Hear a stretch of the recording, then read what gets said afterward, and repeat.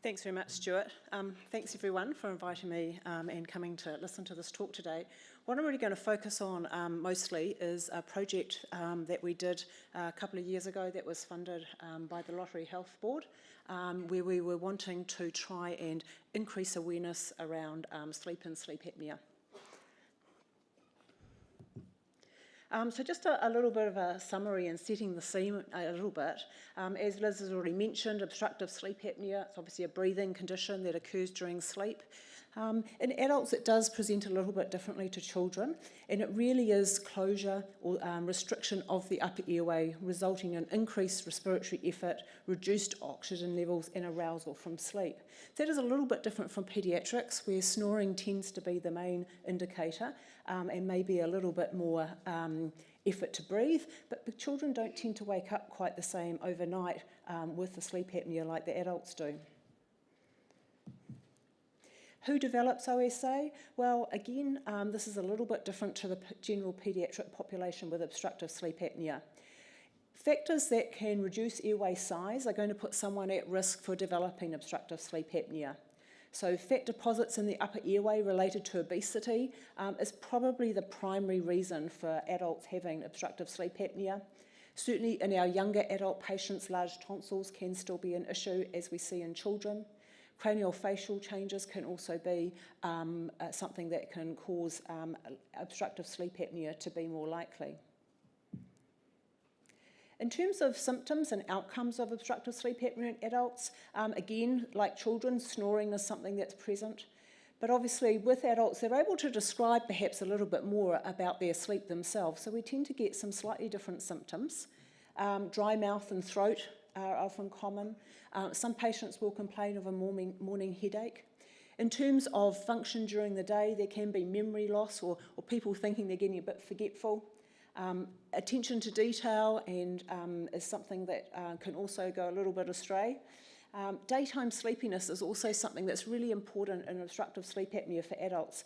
And this is really one of the key symptoms that we focus on when we're taking a history from an adult, is their sleepiness during the day. Because the obstructive sleep apnea at night tends to cause arousal from sleep, those little awakenings are causing very poor sleep quality. And that poor sleep quality is therefore making patients sleepy during the day. So that's something that's much more common in the adult population with sleep apnea than paediatrics. Nocturia is also really common, getting up and needing to go to the bathroom multiple times a night. And Liz has already alluded to that our sort of standard adult with obstructive sleep apnea tends to be your middle-aged, overweight male. Now, getting up to go to the toilet a lot during the night can often be confused for other medical problems as well. So if you're ever thinking that someone might have a prostate problem, think obstructive sleep apnea as well. Impotence is also something that is reported in our male patients with obstructive sleep apnea. They often can feel quite depressed and have mood swings. And interestingly enough, females adults presenting with obstructive sleep apnea often present with more like an insomnia type complaint. So they'll often complain of poor sleep at night, maybe trouble getting back to sleep, and just a general poor sleep quality rather than some of these other symptoms. So they do present a little bit different, the females than the males. Why do we want to treat this problem? Well, there are some quite significant outcomes in terms of health measures if we don't. So we know that patients with obstructive sleep apnea are more likely to have depression, have high blood pressure, there may be effects on insulin resistance, there are hormone disruption issues, stroke is more likely, cardiac problems are more likely, and we know that untreated OSA can lead to increased traffic and work accidents. I've also got death, you'll notice, on that little outcome. You'll probably never see a death certificate with obstructive sleep apnea as the primary cause of death, but we know in these patients with untreated obstructive sleep apnea, they're hypoxia, they can have arrhythmias, and it's not a big stretch of the imagination to think about some of the severe patients that we see that are untreated, that maybe during their sleep, their heart might just give out. So what do we know about prevalence in New Zealand? Well, in the last sort of 15 years or so, there have been some very large studies looking at how common this disorder is. Back in 2009, Kara Mihari completed her PhD looking at obstructive sleep apnea in adults, and she did a very eloquent study looking at both Māori and non-Māori prevalence and also risk factors. The primary finding from her study that Māori did tend to present with more severe sleep apnea and with a higher prevalence. But the most of the reason for this was not ethnicity per se, but the fact that they tended to have a higher prevalence of other risk factors. So, for example, they were more likely to be of a bigger BMI, male sex and neck circumference tended to be the key risk factors for this group. We also have some prevalence studies that have been done in some other specific groups. So, for example, Riz Firestone, for her PhD, analysed some data from taxi drivers. And quite scarily enough, 15% of these taxi drivers were found to have a combination of an elevated apnea index on an overnight study and daytime sleepiness. In terms of treating this disorder, we also know that treatment with CPAP is also very cost effective. So it's a disorder whereby it can have lots of bad side effects for the patients, but we know that if we can treat them, we actually can reverse a number of these. There was a study published in 2010 where they actually looked at the cost per quality of life year gained of CPAP, and it was hugely cost effective, particularly when compared to a lot of other pharmaceuticals. And this data has really been quite instrumental in helping the continuation of funding for sleep apnea and for CPAP treatment, just giving the information that it's really a cost-effective way to get these patients' health better. So when we're talking about prevalence, what sort of numbers are we actually talking about? Well, Dr. Ricky Harris, for her PhD, did a survey of over 7,000 adult New Zealanders, including a mix of Māori and non-Māori, male and female. And in that questionnaire survey that she did, there was a question: do you sometimes stop breathing during sleep? 30% of Māori men and 18% of non-Māori men answered yes to that particular question. 11.5% of Māori women, 6.2% of non-Māori women answered yes to that question.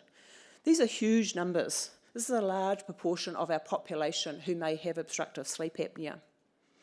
So what we need to also take away from this is not are the numbers large, but if we look at the difference here between Māori and non-Māori, you can see that it's about double for Māori.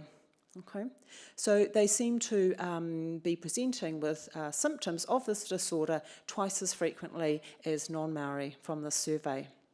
So therefore, this is a condition that's probably very important that we make sure that our Māori population know about and are able to access services for. So why might specific resources for Māori be important? Well, if we think about that data that I've just shown you, where Māori have possibly a double prevalence compared to non-Māori, they are not presenting to sleep services in the number we expect from this data.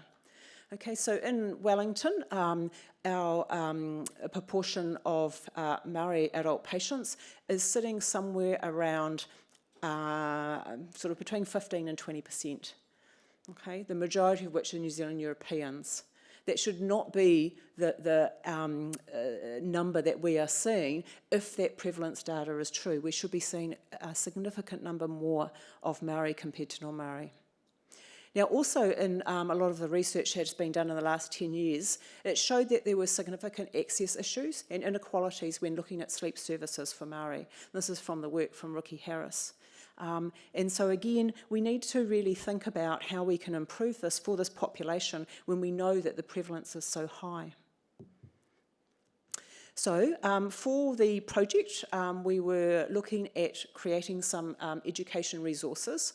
We wanted to focus on healthy sleep rather than just obstructive sleep apnea, because even just general information about how to get a good night's sleep we felt was really important.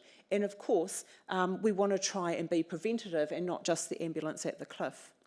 However, given that data on obstructive sleep apnea, we also wanted some very specific obstructive sleep apnea information as well. And then we thought it would be really helpful to actually have some good resources around treatment. CPAP, continuous positive airway pressure, can be quite a scary thing when you're talking about having to wear a mask at night and be reliant on a breathing machine.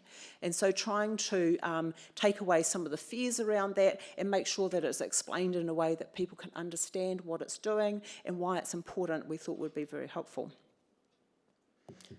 So what did we actually do? Well, we started off with the whole what is a good night's sleep and how can we get it type theme. And we created a little brochure with all the normal healthy sleep tips, but in a slightly more pictorial version, if you like, than what you would normally get. When, if you come to our lab at WellSleep, generally we just give you an A4 piece of paper with lots of writing on it. And we decided to try and move away from that and create something a bit more pictorial.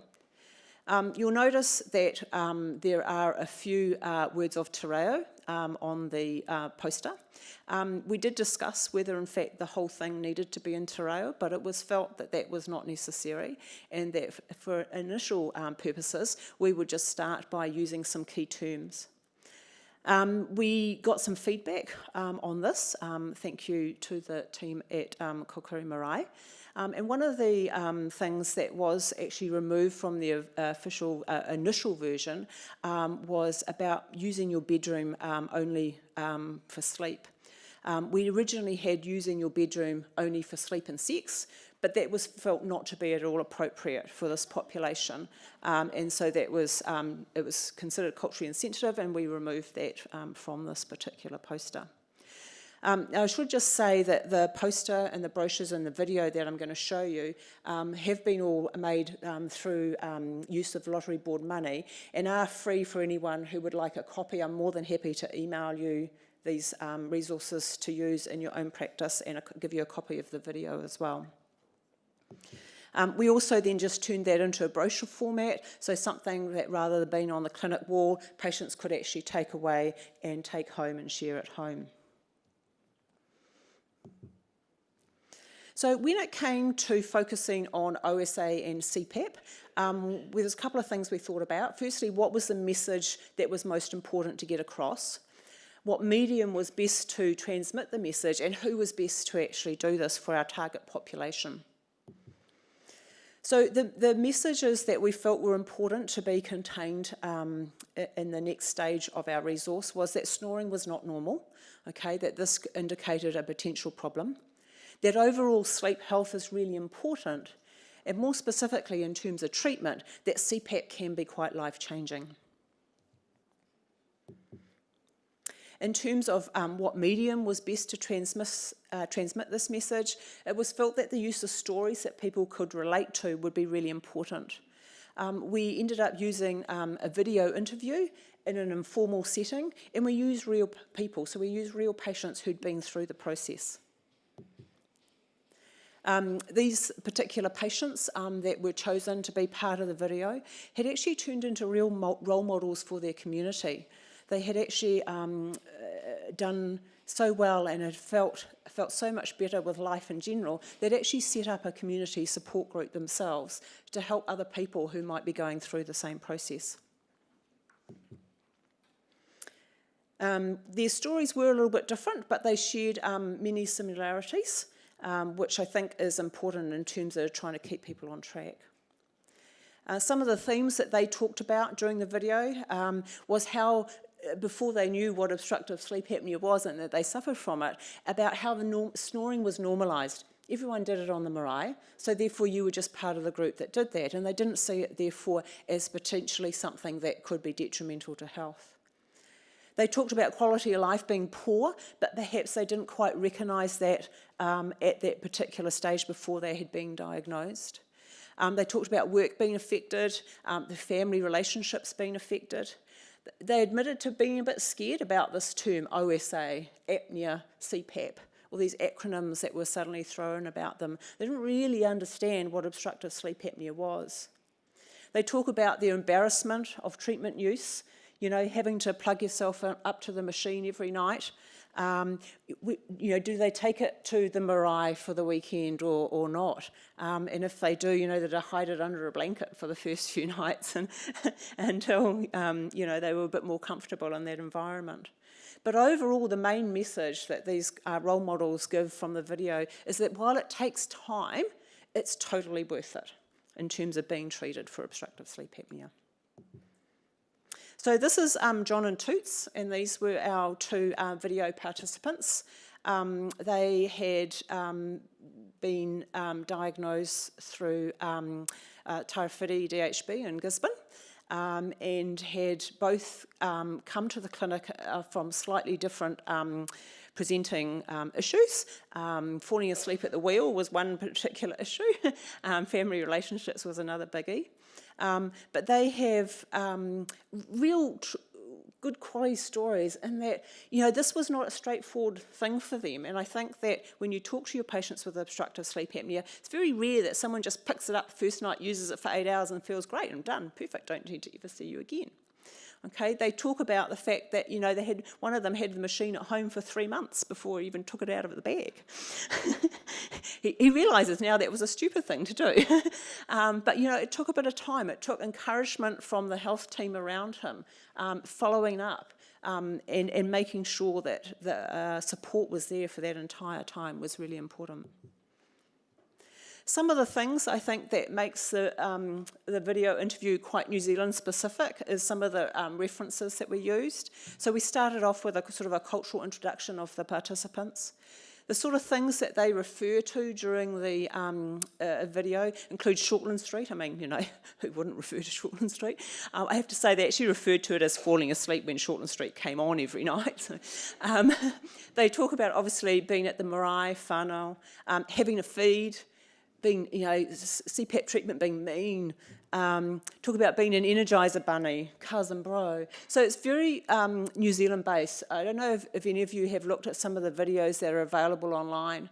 They're often very American, very stylised, and they really do look like actors and not people that have sleep apnea whatsoever. These are real people talking in their own everyday language, and I think a lot of people would be able to relate to them. Some of the other things that come out from the video, now that these John and Toots have been diagnosed and treated, was they felt it was then important to be a role model for others, including their own family.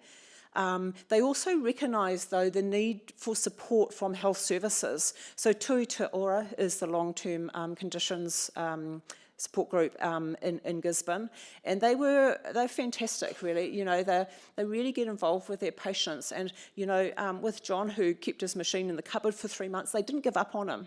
You know, they didn't take it off and say, sorry, you've had your 1 month trial and that's it. You know, they gave him time, they went back to him time and time again and gave him the support needed to eventually get on to treatment. They also talk about other support that might be required, you know, understanding the role food and fitness and time management might play, and affordability as well around a CPAP treatment. Render is the name of the business plan that was put together with their support group. And one of the quotes from that is, experience and knowledge is power, but how you choose to use that power is what defines a person. And that was something that they felt was really important now that they had successfully been through the system, was to go back and give to the community. Well, what next? Because really what I've shown you is a tiny drop in the bucket. These are two very small things that we've managed to do over the last couple of years. The need to increase awareness is still extremely high. Those prevalence numbers are very large. We really do need to try and improve access. And I think it's really important that we need to work with Māori health providers. In Wellington, we have a very good relationship with Tukotahi and Kokiri Marae. But even with that relationship, we struggle at times to get some of their patients into the sleep service. And that's not the patient's fault. This is a system issue. Okay, so we have a very standard, rigid referral pathway in Wellington to get into the sleep service. And it just doesn't work for these patients. We've been discussing other options, taking the service to the marae, for example, making sure that we're using home diagnostic testing rather than the thought of coming to a strange hospital most of them have never heard of, even in Wellington, to people that they don't know and being told they're going to have all these wires stuck on them overnight.